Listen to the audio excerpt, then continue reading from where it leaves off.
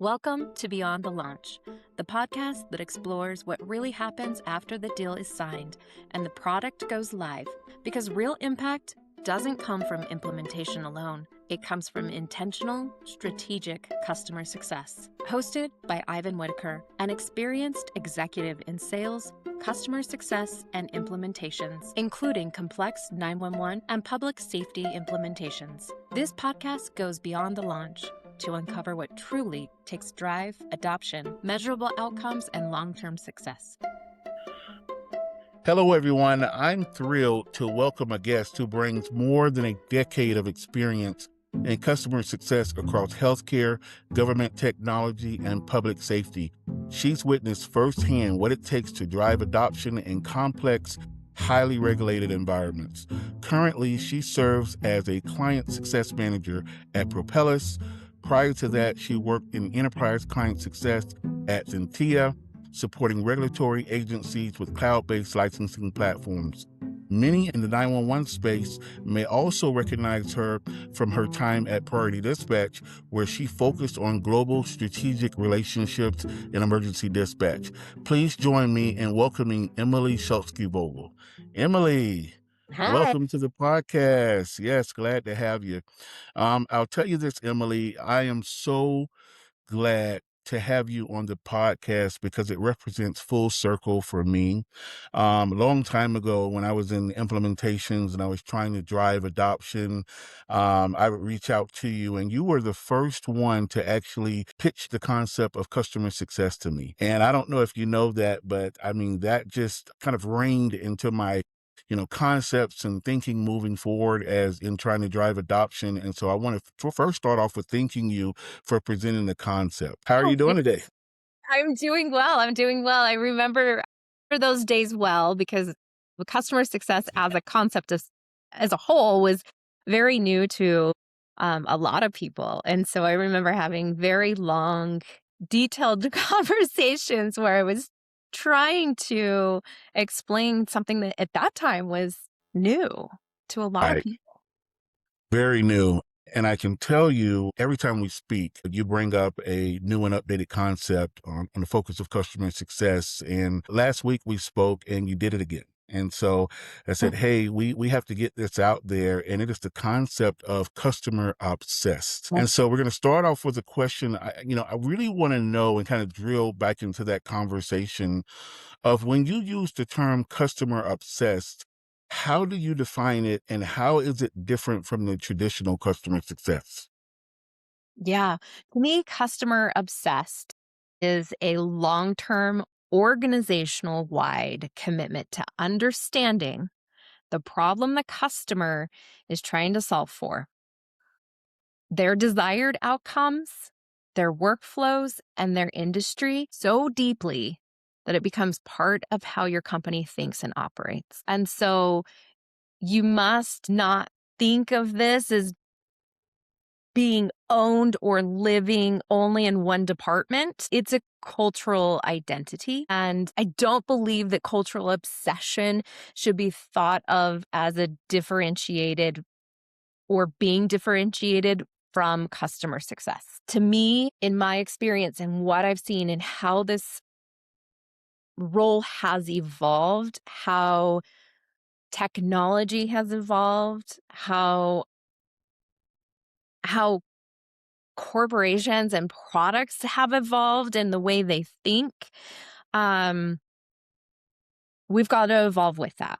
And so customer success still exists, but it elevates client success as an alignment mechanism in shifting them from being the owner of the customer problem, the customer success, the customer renewing, into the customer success manager being the architect of the customer understanding. All right, so that's very interesting, Emilee. So normally, if we are talking customer success, there is a department that handles that. You're speaking on terms of this being more global, kind of woven throughout every department. So can you expand on that a little bit more of what you mean by that? Yeah, absolutely. So, where customer success is a function, customer obsession becomes an operating model.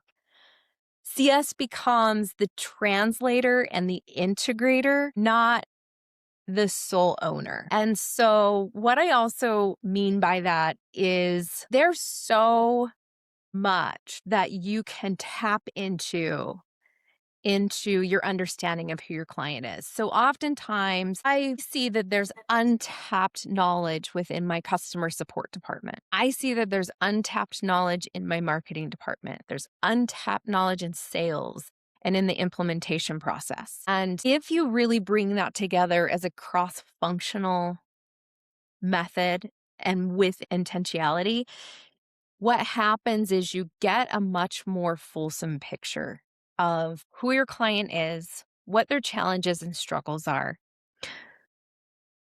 Different departments can be introduced to different people within the corporation or within the company that you are working with. I might work more directly with the executive leadership team. The implementation team may work more directly with their IT team. My customer support might be interacting more with the end users. Right. And so how can we ingrain all of those aspects into how we think about who our client is? What are the challenges that they're facing? How do we weave ourselves into being a solution for them? I also take that a step further in you need to understand the industry that they're in. What are the external influencers that they're faced with? What's going on in the global socioeconomic structure that impacts how they work? In understanding those things and those concepts, you can gain a better understanding of who your client is, what their desired outcome is, and potentially how they can achieve it. I kind of want to echo what you're saying here and put myself in two different roles. I'll say one as an executive in a 911 center where there's a lot of resources, tools, and materials that I need to actually push things across the finish line. And if it's involving a tool or a module or something that needs to be added that needs additional approvals, I found myself and other directors find themselves actually having to create those resources and tools Yeah. versus having the partner agency or vendor already having those tools and resources available. And then in the private sector, I often see that there's a disparate view from the front line or the front facing members of the implementation and customer success team that's a bit distorted when it reaches the executive team based upon trends and changes that are happening today, based upon the climates that we're actually facing today. And so I see how all of what you're saying, having customer success and that concept, customer obsessed, woven throughout every department as the binding movement that moves things forward for the betterment of the customer. Yeah, it is just much more so deeply understanding who your client is. What are their behaviors? What are their challenges? And then you can move from a much more reactive state to a state where you are collaborating with them and working alongside them. And I want to say too that when I say you're moving from um, a reactive state to a proactive state, I think that also you have to really hit on the point that that doesn't mean that you already have the problem solved for them. That doesn't mean that you already have the solution, but you can anticipate and you see the factors that are coming down the pike that maybe are going to affect them, that could affect them. And you start having the conversation in advance with them. One of the things that I actually think about is really going back to the time of being within COVID and, being in that space, we really saw how it was impacting emergency dispatch centers across the world. It started kind of a little bit more siloed, but then we really saw how it was growing and evolving. And we thought and started proactively getting in front of it. We didn't know what the problem was at that time. No one had the answers at that time. But what we did see was that call volumes were increasing, resources were being stressed. And so we started reaching out and getting in front of it. What type of support do you need? Do you need additional licenses? Do you need, all of these things so that when it does come and if it does come to your doorstep, you're prepared and you're ready. So I think that's an important thing to really kind of understand is being reactive or proactive. It doesn't mean that you have to have the answers, but you need to be knowledgeable enough to start asking the right questions so that you can move faster in getting solutions for them.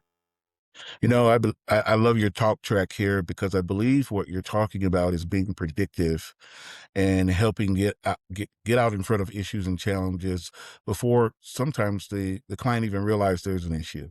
Yeah. One of the things you talked about just now is the segmentation of clients, and I kind of want to go back to that. I've been in rooms where the clients are often segmented into small, medium, and large clients, and the Mhm. strategies are based around size versus individual issues or challenges. What are your thoughts on that? Yeah, that's a really great question and also a controversial one. So, um, I think it again comes down to what is it that your product solves for? Really understanding the impact of your product, how ingrained you are within that client and that in their day-to-day, I think is also very important. I think it also you can't silo a client into one segment. They may grow and develop alongside you. So, I think you have to be prepared to continuously look at where a client is and if they're getting stuck. If they're getting stuck in a certain point or you're starting to see different risk factors pop up, are you capable to really interject into them a little bit more and bring them into a different segment? Are they going to need more support and more nurturing, more training? And again, that is gonna be industry specific. So when I say that, that's also why I think you also need to understand your why. What is it that your product is serving for that client? And be cognizant of that, but be flexible too. Because as I mentioned, a client may be smaller and only have to, purchase 10 seats from you. Who knows? In 5 years from there, they might need 100 seats from you, and then they move into a different segment. So, you have to be prepared to help also allow them to grow, and scale with you. Yeah, I completely agree with you. I can tell you that some of the smaller implementations were some of my tougher implementations. Their IT department isn't a department, it's actually a contracted department or a Yeah. third party that they have to reach out to, and they're charging them a lot of money, or there's just a Mhm. lot of blockers that you can find with your smaller clients that you have to help them overcome. I do have another question for you. And so if a company is truly customer obsessed, what should we see structurally and behaviorally inside the organization? Yeah, great question. So, to me, structural markers for a company that is customer obsessed is you see cross functional alignment around customer outcomes.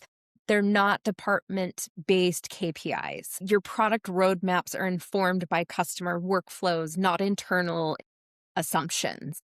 Mm. They are informed by bringing in multiple teams and oftentimes the clients for feedback. It is that voice of the customer insights are embedded in planning, and the company share the metrics.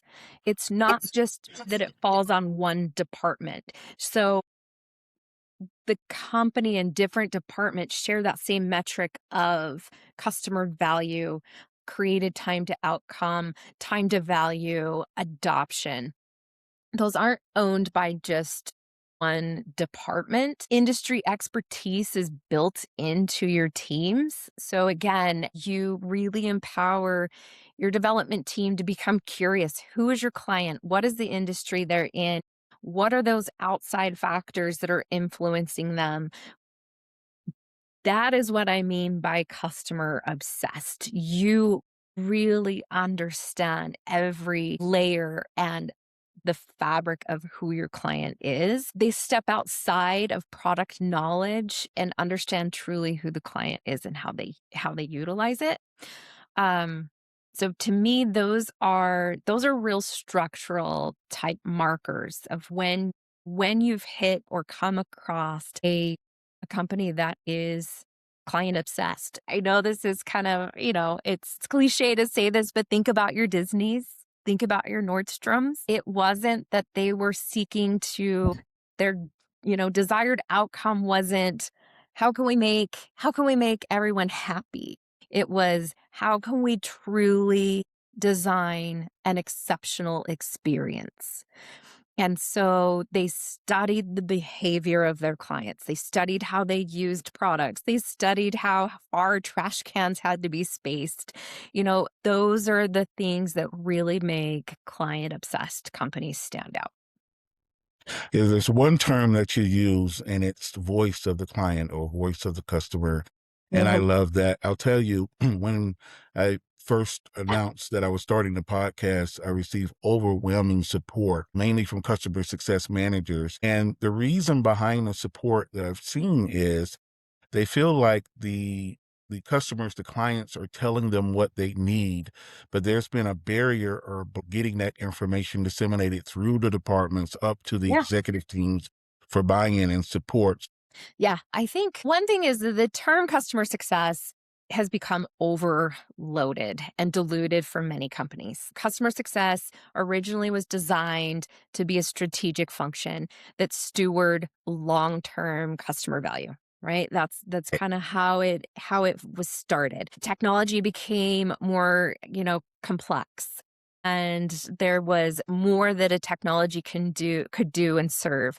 And so with that, learning and really embedding yourself became imperative, especially with the fact that there was 5 other competitors knocking on that door. So that was really where customer success came in.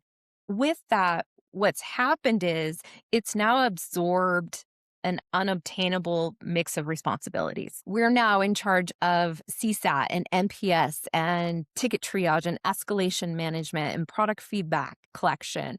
And then the interpretation of that feedback and growth indicators and expansion and forecasting and playbook execution and Right. lifecycle management. Like I can keep going on. And then we also have the pressure of all of the other undefined concepts that nobody else really kind of knows where it should live.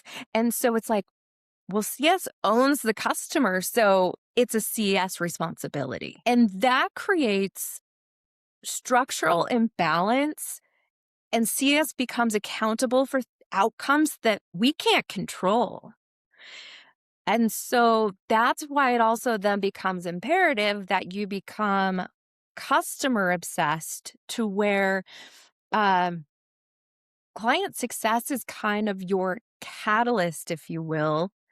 And we really kind of help align and create this structural balance again, rather than it's owned only by customer success. And I think that's where a lot of people are seeing and feeling burnout, and Right. customers aren't realizing the same successes that they maybe once did with customer success.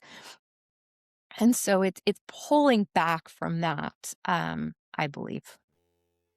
Well, you and I had a conversation about some of these metrics that you just mentioned, and I brought up NPS and how I felt that that's being misused to judge kind of the state of customer success and how well those teams are doing.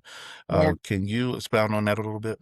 NPS to me is it's hard within the world that we live in. The Net Promoter Score was really created to ask the question of would you recommend us to a friend or family member? And then you weighed that on, were they a detractor and they would not, or they kind of fell in the middle and they weren't really quite sure how they felt about your product, or they absolutely loved you. And that's something that's really hard when you work within a company that provides a technology or service, especially when there's such a combination or layer of who you're involved with and who you're interacting with. So, me, if I come into you and I'm your client success manager, I might be working with you during the implementation and really aligning on what your desired outcomes are. How should we really be setting up your system? But then that relationship really grows and expands. I then am working with your call takers on the floor, and they're really the ones that there are the end user. And so you're going to get such a vast array from an NPS score in that it's hard to then truly calculate. I'm not a developer, so I can't necessarily take your feedback, know your challenges with the product, and then go and, spin out some code and fix the problem for you. That really then becomes, I need to work very closely alongside our product development team so that they understand what your challenges are, how you actually are using the product versus how they interpret you use the product. And I don't observe that as a CS should or can be weighed on NPS as a success metric of how I'm doing.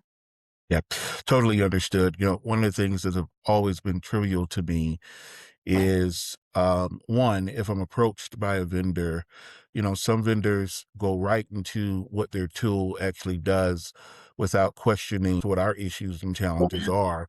And I'm wondering, based on that factor, how are they setting some success measures if they want to work with or, across the bow with me or my team? And in that, some of what you're saying is leading me to believe that, each agency, the metrics of success might be different from agency to agency or PSAP to PSAP, system to system. Absolutely, absolutely. I mean, the world that I live in right now, which is more in line with regulatory, so government regulatory regulations and professional licensing, it seems like it would be very straightforward and similar, right? It's not. The challenges that each state or each board or each agency are faced with are vastly different. There's so many outside factors that impact their day to day. What's going on in the legislature? Is there legislative changes that are occurring or happening? Are there socioeconomic challenges that are happening? Maybe an agency you're working at doesn't have the resources. They can't hire fast enough the resources they need. They don't have the funding to do that. Or also what politically is kind of coming and happening within the state that could be impacting what's occurring and how they are able to do their day-to-day jobs. So, does customer obsession start with the customer success team or does it require executive ownership? It absolutely starts with executive leadership. As I've said before, it has to be ingrained and weaved into the culture. So again, as I said before, customer success can be the catalyst, but customer obsession becomes the culture. And customer culture really is driven from that top down, right? Me as a client success manager, I can replicate that behavior. I can really show and stand out as what it really means to be customer obsessed. I can challenge other departments and ask the questions that I think are critical, but that core driver really has to come from leadership down. So, in that, for customer success leaders listening today, what's one practical step that they can take to move their organization towards truly being customer obsessed? Yeah, I think one thing that you could do is discover where you're starting from. Sit down with each of those individual teams and gain a greater understanding of what they understand your business is.